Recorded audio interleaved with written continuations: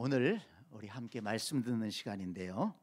오늘도 말씀을 통해서 하나님께서 우리의 심령에 깨달음을 주시고 또 큰 은혜를 주실 수 있기를 간절히 축원합니다. 오늘은 그리스도인의 자부심을 가져라. 그리스도인으로서 자부심을 가지고 당당하게 신앙생활하자, 이런 주제로 말씀을 좀 나누려고 합니다. 우리가 예수님을 믿는 사람으로서 어떠한 형편에 처하든지 자부심을 가지고 당당하게 신앙생활을 한다는 것은 그렇게 쉬운 일이 아닌 것 같습니다. 왜냐하면 세상이 너무 어렵기 때문입니다. 또 유혹이 많기 때문입니다. 일제강점기에 천황을 신이라고 추켜 세우면서 신사참배를 강요했었습니다. 여러 목사님들이 신사참배를 거부하다가 잡혀가서 모진 고문을 당하고 옥살이를 겪어야 했는데요. 그 감옥 생활을 하다가 잠깐씩 운동하는 시간을 준다고 합니다. 그러면 다 각자 감방에 갇혀 있다가 운동하는 시간에는 이렇게 마당에 모여서 운동을 좀 하는데, 그 짧은 시간에 서로 이렇게 지나치면서 조용하게 서로 격려하고 위로했다고 합니다.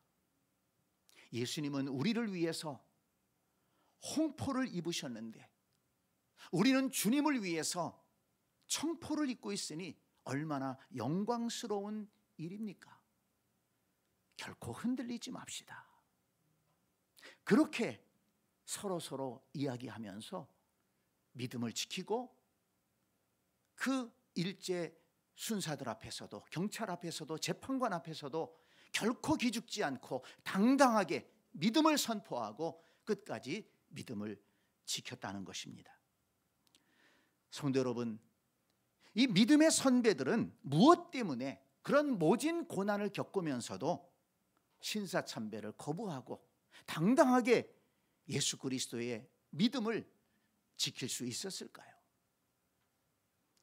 그들은 하나님을 영접하면서 하나님을 믿으면서 하나님만 섬기기로 결심했다는 것입니다.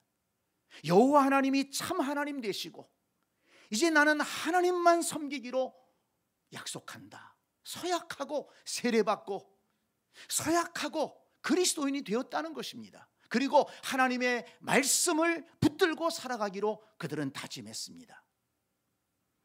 하나님의 말씀에 십계명에 보니까 너는 너를 위하여 새긴 우상을 만들지 말라.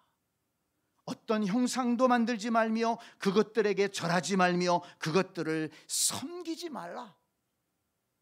분명히 하나님께서 말씀하셨습니다. 나 외에 다른 신을 섬기지 말아라. 다른 세상의 어떤 것에게 마음을 뺏기지 말아라. 그 하나님의 말씀을 알고 있기에, 그 말씀을 믿고 있기에 절대 마음을 뺏기지 않고 인간 왕에게 절할 수 없었다는 것입니다. 성도 여러분, 우리는 어떻습니까? 우리도 예수 믿기로 다짐하면서 세례받기로 서약하면서 무엇을 다짐하고 무엇을 서약했습니까? 여호와 하나님만을 믿고 섬기기로 다짐하고 우리도 서약하지 않았습니까?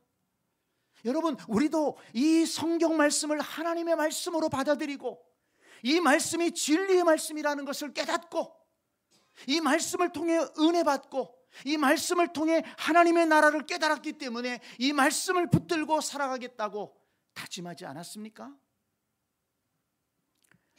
이 말씀이 생명이요, 이 말씀 속에 진리가 있기 때문에 우리도 이 말씀을 붙들고 살아가겠다고 다짐했었습니다.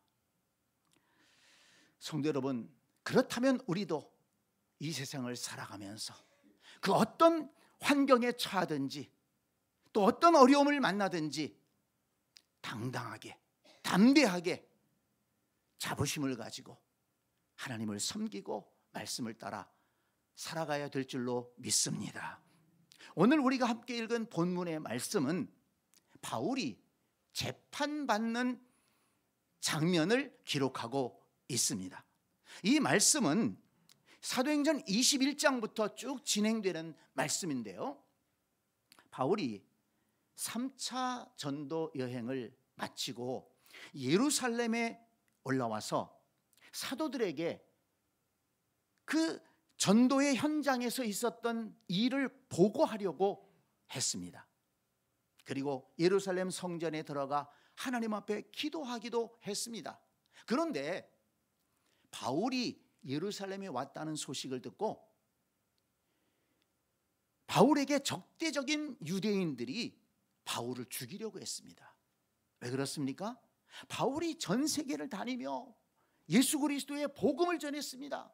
그러면서 이제는 율법을 지키는 것이 아니라 예수 그리스도를 믿음으로 구원받을 수 있다 전했는데, 많은 유대인들이 바울의 그 복음 전함을 듣고 예수님을 영접한 것입니다.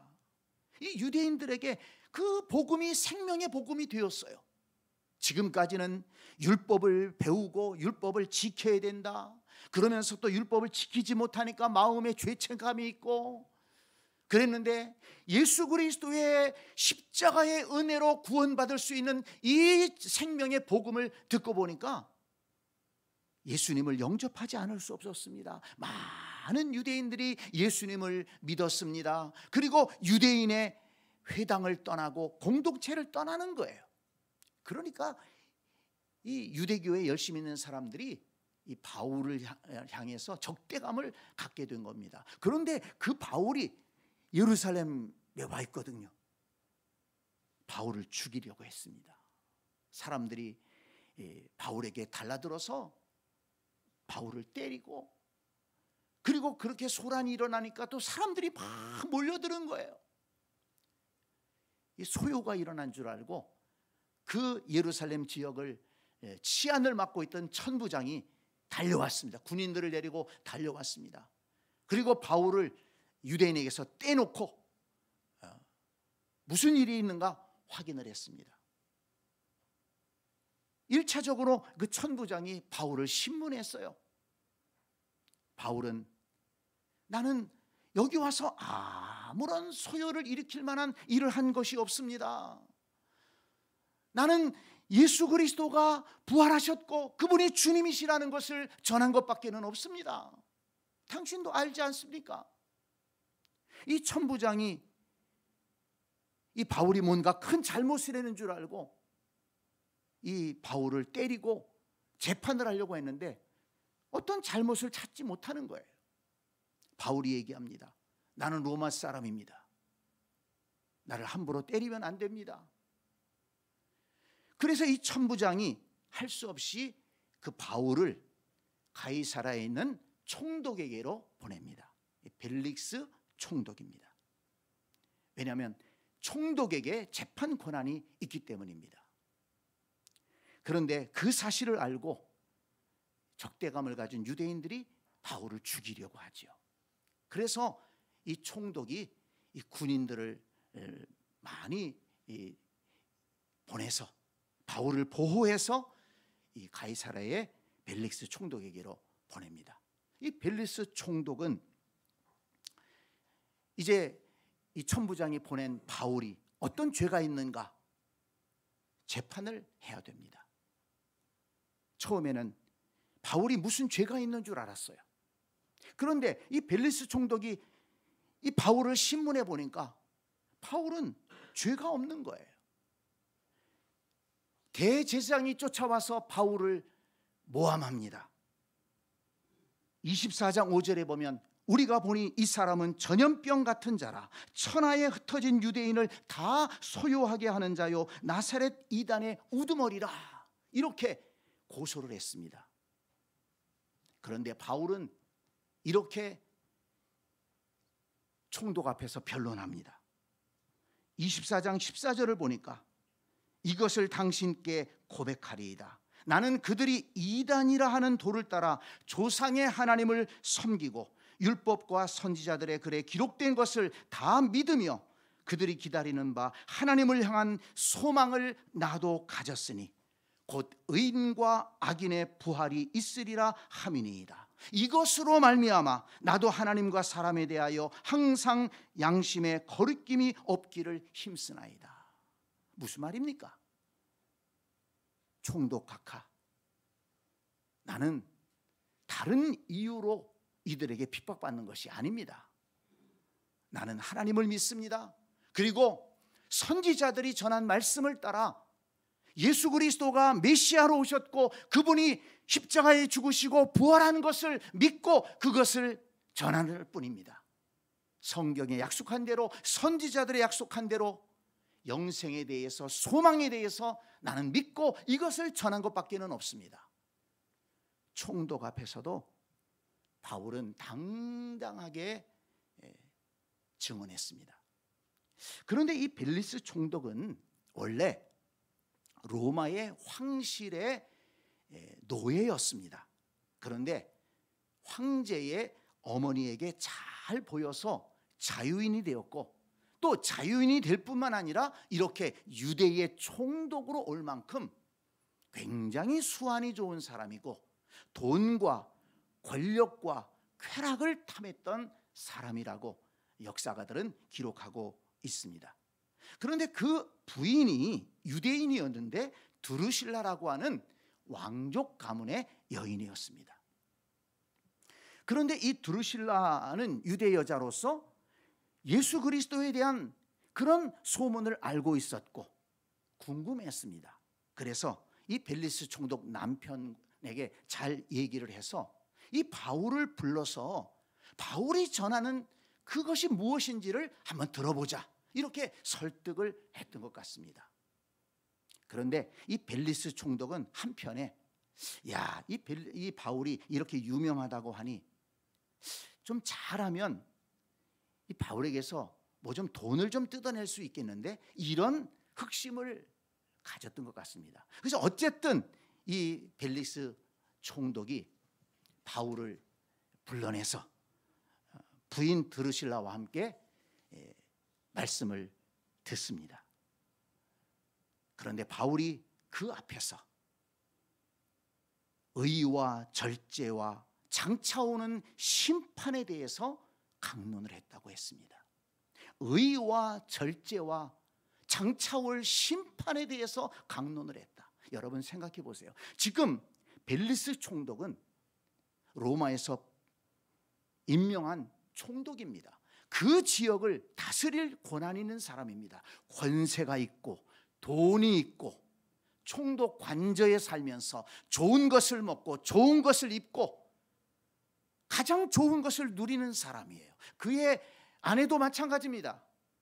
그러나 바울은 하나님 앞에 부르심을 받은 그날부터 전도 여행을 끊임없이 다니면서 그가 무슨 가진 것이 있습니까? 명예가 있습니까? 돈이 있습니까? 권력이 있습니까?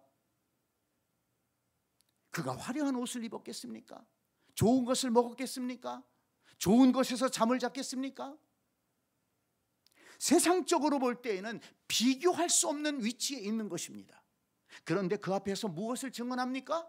의와 절제와 장차올 심판에 대해서 얘기했다고 했습니다. 제가 아까 말씀드렸죠. 그 벨리스 총독은 뭐에 관심이 있어요? 권력과 돈과 쾌락에 관심 있는 사람이에요. 지금 그리고 그것을 얻었습니다. 그것을 누리고 살아가고 있습니다. 세상적으로 비교해 볼 때에는 비교할 수 없어요. 벨리스 총독과 그의 아내는 화려합니다. 바울은 초라해 보입니다. 그렇지만 지금 당당하게 그들을 향해서 당신 잘못하고 있어, 하나님이 심판하십니다. 그들의 죄를 얘기하고 의로운 삶을 얘기하고 심판에 대해서 얘기할 수 있다는 것입니다. 이 말씀에 이 벨리스 총독이 좀 찔렸던 것 같아요. 그래서 24장 25절을 보면 이렇게 얘기합니다. 지금은 가라. 내가 틈이 있으면 다시 너를 부를 것이다. 더 이상 바울의 말을 들을 수가 없었던 것 같습니다. 그렇지만 바울의 말을 듣고 그는 예수님을 영접하지 못했습니다. 지금은 가라. 지금은 가라. 내가 다시 시간이 있으면 다시 너를 만나서 좀 얘기를 들어보겠다. 사실 이 말은 안 믿겠다는 말이죠. 마음에 찔림은 있었지만 받아들이지 않겠다는 말입니다. 거기 24장 26절에 보면 바울에게서 돈을 받을까 바라는 거로 더 자주 불러 같이 이야기하더라. 그러니까 돈에 대한 욕심이, 세상 것에 대한 욕심이 그의 마음을 지배하고 있기 때문에 바울을 자주 만나서 얘기는 들었지만 바울이 뭔 얘기했겠습니까? 계속해서 복음에 대해서 예수 그리스도의 그 말씀을 전하지 않았겠습니까? 그렇지만 그의 심령은 열리지 않았습니다. 성도 여러분, 우리 시대에도 이 벨릭스 총독과 같은 그런 사람들이 있지 않습니까? 복음을 듣고 마음의 찔림을 가질 수 있어요. 내가 이렇게 살면 안 되는데, 내가 잘못 살아가고 있는데. 그렇지만 예수 그리스도의 복음을 받아들이지 않습니다. 좀 나중에 시간 되면 교회 나가겠다, 예수 믿겠다. 좀 형편이 나아지면 교회 나가겠다, 헌신하겠다. 그렇게 생각하는 사람들이 있지 않습니까? 혹시 우리 가운데 그런 분은 안 계시나요? 성도 여러분, 주께서 우리에게 말씀하시고, 사실은 이 벨릭스와 그의 아내는 지금 하나님의 말씀을 바울을 통해서 듣고 있지 않습니까? 그렇다면 구원받을 수 있는 절호의 기회였습니다. 그렇지만 그는 그 복음을 받아들이지 않았습니다. 왜냐하면 마음속에 세상 것에 대한 것이 너무 강했기 때문입니다. 주께서 말씀하실 때 그 말씀을 받아들일 수 있는 우리의 심령이 되기를 원합니다. 여러분, 우리 속에 내 마음을 강하게 지배하는 것이 무엇이 있습니까? 혹시라도 내 속에 예수 그리스도의 복음보다도, 하나님의 말씀보다도 내 마음을, 내 생각을 더 지배하고 더 다스리는 것이 있다면 우리는 그것을 던져버려야 됩니다.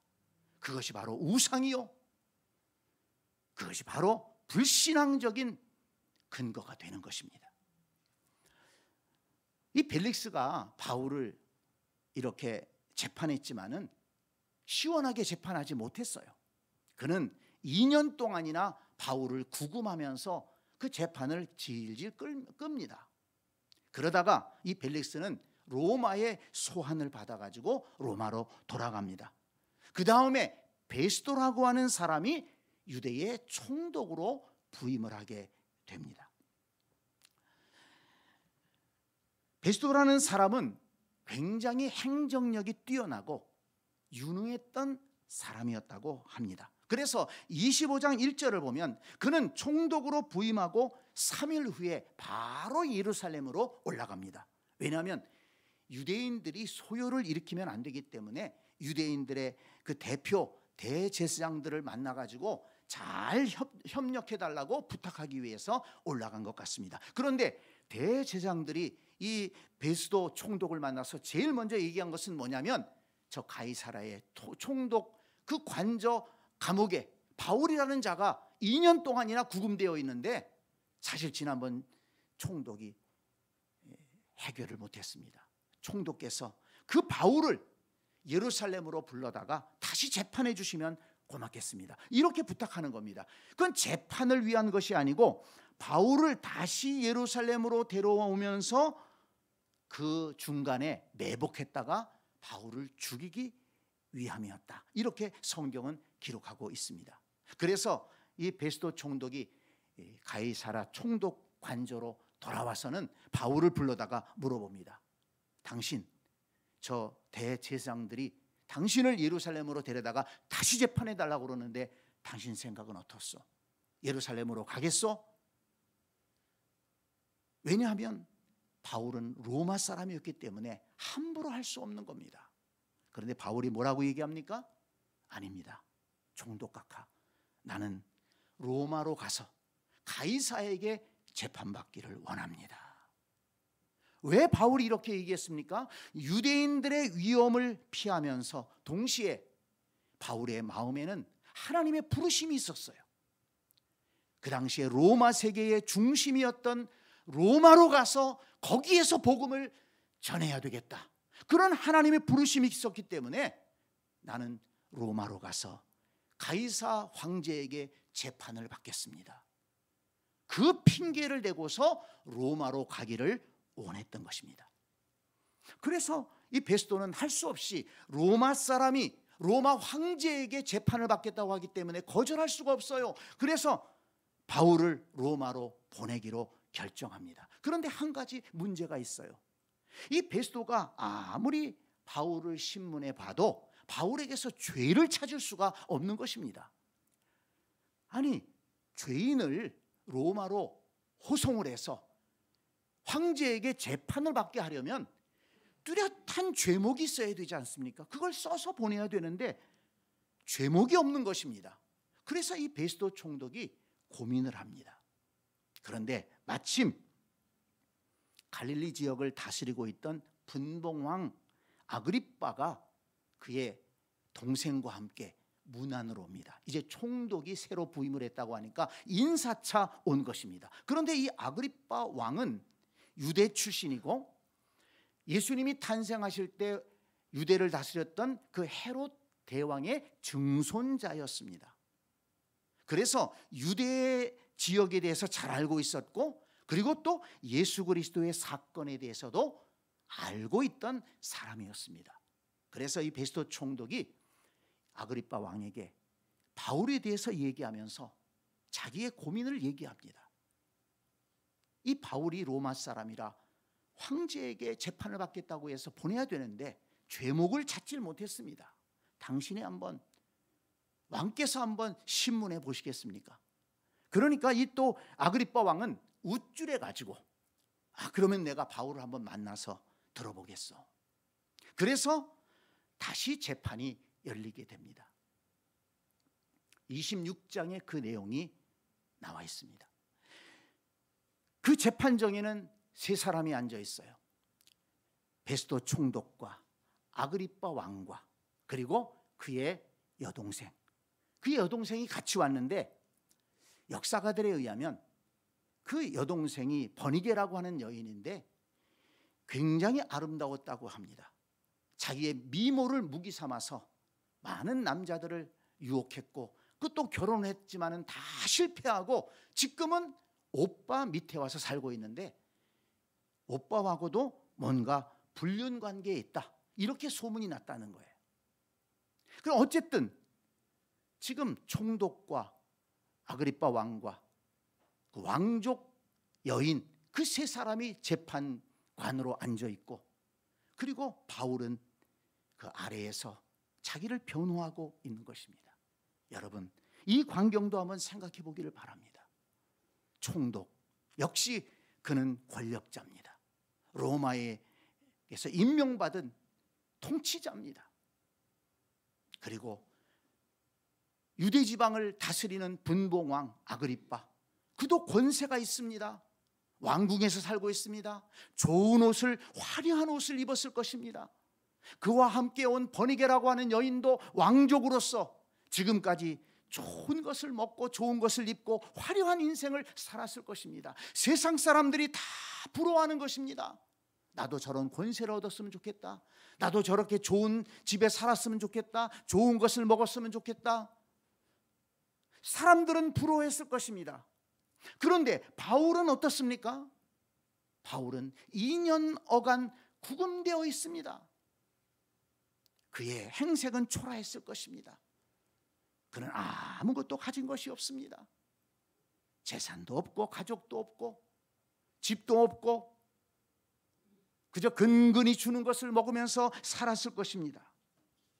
그렇지만 바울은 그 앞에서 당당하게 예수 그리스도의 복음을 전합니다.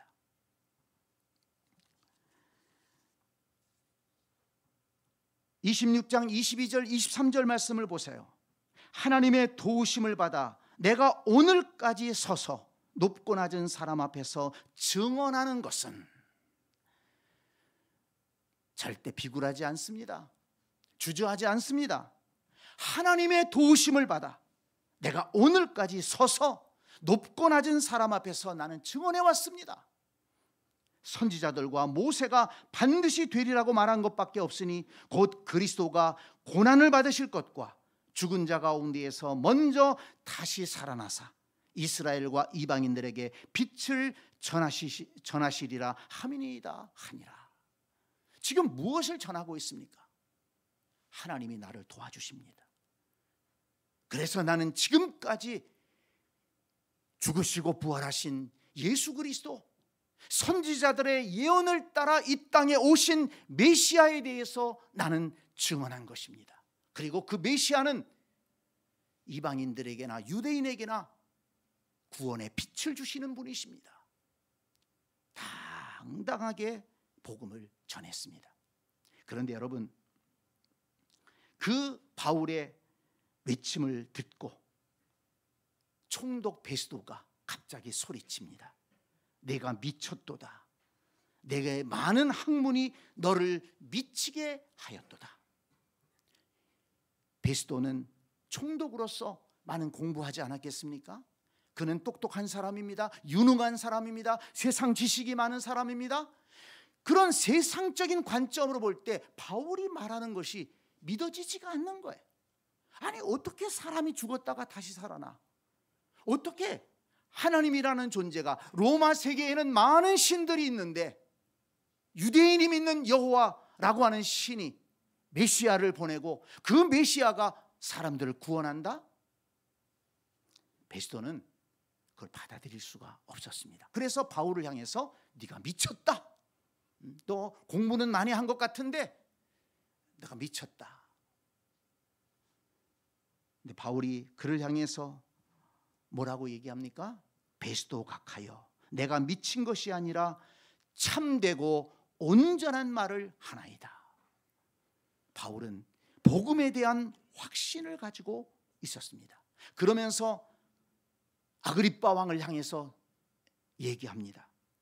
왕이시여, 이 모든 일을 왕은 아시지 않습니까? 왕은 선지자를 믿지 않으십니까? 이 예수 그리스도의 사건은 어느 한쪽에서 우물쭈물 일어난 일이 아니라는 것을 당신은 아시지 않습니까? 그러니까 이 아그리빠 왕이 순간 당황했어요. 분명히 아그리빠 왕은 예수 그리스도의 그 사건에 대해서 알고 있었고 예수 그리스도의 그 복음을 들은 적이 있는 것 같습니다. 굉장히 당황하면서 아그리빠 왕이 바울을 향해서 뭐라고 얘기합니까? 내가 적은 말로 나를 권하여 그리스도인이 되게 하려는 하는도다. 28절 말씀, 26장 28절 말씀입니다. 네가 적은 말로 짧은 시간에 나를 설득해서 그리스도인이 되게 하려는구나. 아그리빠 왕의 마음도 흔들렸다는 것입니다. 그런데 여러분 보세요. 26장 29절 말씀은 여러분 꼭 보시기 바랍니다. 바울이 아주 유명한 말씀을 합니다. 바울이 이르되 말이 적으나 많으나 당신뿐만 아니라 오늘 내 말을 듣는 모든 사람도 다 이렇게 결박된 것 외에는 나와 같이 되기를 하나님께 원하나이다 하니라. 오늘 내 말을 듣는 모든 사람도 다 이렇게 결박된 것 외에는 나와 같이 되기를 하나님께 원하나이다. 자, 여러분 생각해 보십시오. 아니, 바울이 지금 어떤 위치에 있다고 했습니까? 어떤 모습으로 있다고 했습니까? 지금 이 말은 누구를 향해서 하는 말입니까? 총독을 향해서, 아그리빠 왕을 향해서, 그리고 세상에 부러울 것 없이 살아가고 있는 화려한 인생을 살고 있는 왕족 여인을 향해서 얘기한 것입니다. 여러분들도 나와 같이 되기를 원합니다. 자, 여러분 생각해 보세요. 사람들이 들으면 웃지 않겠습니까? 총독, 왕, 권세자들, 많은 재물을 가지고 화려한 인생을 살아가는 사람들, 세상 사람들이 부러워하는 인생을 살아가는 사람들, 세상 사람들이 보기에는 바울이 이들을 따라가야 되지 않겠어요? 바울이 그 초라한 모습을 버리고 좀 깨끗한 모습으로 화려한 삶을 살아가기를 원하지 않겠습니까? 그러나 바울은 그 사람들 앞에서 조금도 그들을 부러워하지 않습니다. 그들의 권세를 조금도 부러워하지 않습니다. 그들의 재산을 조금도 부러워하지 않습니다. 그들의 화려한 삶을 조금도 부러워하지 않습니다. 오히려 당신들도 나처럼 되기를 원합니다. 이렇게 얘기합니다. 자, 여러분 생각해 보세요. 다 바울이 무슨 자신감을 가지고 어떤 자부심이 있었기에 이렇게 얘기할 수 있습니까? 여러분, 우리는 이것을 분명하게 알아야 됩니다. 우리도 이것을 붙들어야 되는 것입니다. 바울이 세상 사람들이 보기에는 정말 비교할 수 없는 위치에 있으면서도 비굴하지 않고 주눅들지 않고 당당하게, 담대하게 나서서 얘기할 수 있는 것은 바울에게는 예수 그리스도의 복음의 능력과 은혜에 대한 확신이 있었기 때문입니다. 여러분, 바울이 믿고 있는 그 예수 그리스도의 복음은 어떤 능력이 있습니까? 모든 죄인을 구원할 수 있는 생명의 능력이 그 복음 안에 있는 것입니다. 여러분, 그 총독이, 그 왕이 아무리 큰 권세를 가지고 있다고 할지라도 그 권세가 우리를 구원하지 못합니다. 이 땅에서 살 때에는 좀 누리고 살겠지만, 그러나 이 세상을 떠날 때에는 영원한 형벌에 떨어질 수밖에 없는 것입니다. 하나님과 관계가 없습니다. 하나님 나라에 들어갈 수 없습니다. 영원한 영생을 누릴 수가 없는 것입니다. 그들이 누리고 살던 그 화려한 삶, 그것이 세상 사람들은 부러워했지만 그것이 그들을 구원하지 못합니다. 요한일서 5장 12절에 보니까 이렇게 분명하게 말씀하고 있습니다. 아들이 있는 자에게는 생명이 있고 하나님의 아들이 없는 자에게는 생명이 없느니라. 여러분 보세요. 그 총독과 왕과 그 왕족 여인은 세상의 것은 다 가진 것처럼 보입니다. 많은 사람들이 그것을 갖기를 원했습니다. 그렇지만 그들이 갖지 못한 것이 무엇입니까? 예수 그리스도의 복음입니다. 생명의 복음입니다. 영생을 주시는 복음입니다. 하나님의 은혜를 누릴 수 있는 그 축복의 권리를 갖지 못했다는 것입니다. 그러나 바울은 그 심령 속에 예수 그리스도를 가지고 있습니다. 예수 그리스도의 복음이 있습니다. 그러니까 여러분, 이 싸움은 무슨 싸움이냐면 가치관의 싸움이라는 거예요. 무엇을 소중히 여기느냐. 지금 우리도 그 가치관의 싸움 속에 있는 것입니다. 자, 여러분, 이 말씀을 보면서 한번 터놓고 생각해 보세요. 과연 나는 어떤 삶을 살아가면 좋겠느냐. 그 총독, 그들이 가졌던 이 권력, 나도 좀 그걸 가졌으면 좋겠다. 이 땅에 그런 권력을 추구하는 사람들이 얼마나 많습니까? 왕이 가졌던 권력, 총독이 가졌던 권력, 그들이 누리고 살아가는 화려한 삶, 그들이 가졌던 재산, 그걸 얻으려고 그렇게 몸부림치는 사람들이 얼마나 많이 있습니까? 물론 그것이 다 잘못된 것은 아니지만 그것 때문에 그것의 마음을 뺏겨서 그들은 예수 그리스도를 주님으로 받아들이지 못했습니다. 여러분, 예수 그리스도의 복음이 왜 소중합니까? 왜 가치가 있습니까? 예수 그리스도의 복음만이 우리를 구원할 수가 있고, 예수 그리스도의 복음만이 우리를 하나님의 자녀가 되게 하고, 예수 그리스도의 복음만이 하늘의 은혜를 누릴 수 있는 길을 열어준다는 것입니다. 그리고 우리가 하나님 나라에 들어가서 영생을 얻을 수 있는 그 권한이, 그 힘이 어디에서 나오느냐? 바로 예수 그리스도의 복음에서 나오는 줄 믿습니다. 바울은 이것을 깨달았기 때문에 예수 그리스도를 아는 순간, 예수 그리스도를 믿고 따르기로 한 순간부터 이 세상의 모든 것을 배설물처럼 여겼다, 그렇게 고백했습니다. 바울도 출세할 낳치면 그 출세가 보장되어 있었던 사람입니다. 그가 길리기아 다소 로마인들의 성에서 태어나서 로마 시민권을 가지고 있잖아요. 많은 사람들이 갖고 싶어 했던 로마 시민권을 가지고 있습니다. 그리고 또한 동시에 그는 유대인으로서 예루살렘에 유학 와서 가말리엘 문화에서 최고의 공부를 하던 사람이에요. 그는 그냥 있었으면 유대인의 지도자가 되고 권력을 가지고 또 많은 재산도 모을 수 있었을 것이고 화려한 삶을 살아갈 수 있었을 것입니다. 명예도 얻을 수 있었을 것입니다. 그렇지만 예수 그리스도를 믿으면서 이 복음이 생명의 복음이라는 것을 알면서, 그리고 하나님의 부르심을 받고 나서 그 모든 것을 다 배설물처럼 여겼다고 했습니다. 그리고 오직 하나님만을 믿고 섬기고, 그리고 예수 그리스도의 복음을 증거하기 위해서, 하나님의 부르심에 응답하는 삶을 살기 위해서 그의 삶을 다 드렸던 것을 우리는 알고 있습니다. 바울은 가치관의 싸움에서 예수 그리스도를 붙들고 예수 그리스도의 복음을 위해 살았고 예수 그리스도를 위해 헌신하며 살았던 것입니다. 성도 여러분, 이 말씀을 통해 우리는 깨달아야 됩니다. 오늘 우리 시대에도, 오늘 우리가 이 가치관의 싸움에서 무너질 수 있다는 것입니다. 눈에 보이는 것은 화려한 것입니다.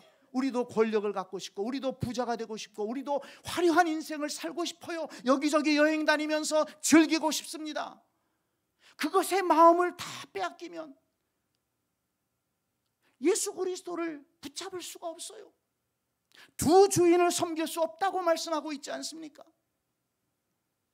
세상 앞에 당당할 수 있는 그런 마음을 어떻게 가질 수 있습니까? 세상의 것을 부러워하고 그것을 쫓아가는 삶이 아니라 예수 그리스도를 붙들고 하나님 나라를 소망하며 그의 말씀을 붙들고 살아가는 이 복된 삶을 지킬 수 있는 길은 무엇입니까? 우리도 바울처럼 예수 그리스도의 복음의 능력과 은혜의 가치를 알고 그 복음을 내 가슴 속에 담고 그 복음을 붙들고 살아가야 될 줄 믿습니다. 바울은 예수 그리스도를 만난 경험이 있지 않습니까? 은혜의 경험이 있어요.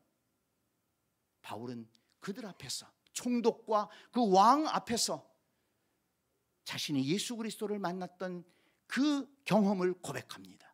내가 다메섹으로 갈 때 하나님께서 밝은 빛으로 내게 비춰주셨고 바울아 바울아 나를 불러주셨다. 여러분, 우리도 하나님의 은혜를 받은 것이 있지 않습니까? 하나님이 나를 불러주셨고 하나님이 나를 깨닫게 하셔서 말씀을 알게 하시고 말씀의 은혜를 주시고 내 심령을 붙들어 주셨습니다. 여러분, 이 은혜를 붙들 때 우리는 세상을 바라보지 않고 우리는 이 믿음을 지키며 세상 앞에 당당하게 자부심을 가지고 신앙생활을 할 수가 있는 것입니다.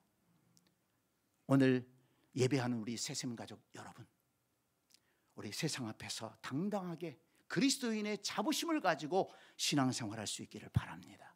한 사람도 세상의 마음 뺏기지 않고 세상을 따라가지 말고, 세상을 부정하는 것은 아니지만 세상의 마음 뺏기지 말고 세상 사람들이 소중하게 여기는 것에 나도 가치관을 두지 말고 우리는 예수 그리스도의 복음을 붙들고 그 복음의 능력과 은혜를 붙들고 또 하나님께서 나를 사랑하시고 내게 주신 구원의 은혜와 지금까지 인도해 주신 그 하나님의 은혜의 역사, 그리고 앞으로도 영원히 인도하실 하나님의 그 은혜의 소망을 바라보고 당당하게 자부심을 가지고 믿음을 지키며 살아갈 수 있는 우리 모두가 될 수 있기를 주님의 이름으로 간절히 축원합니다. 아멘.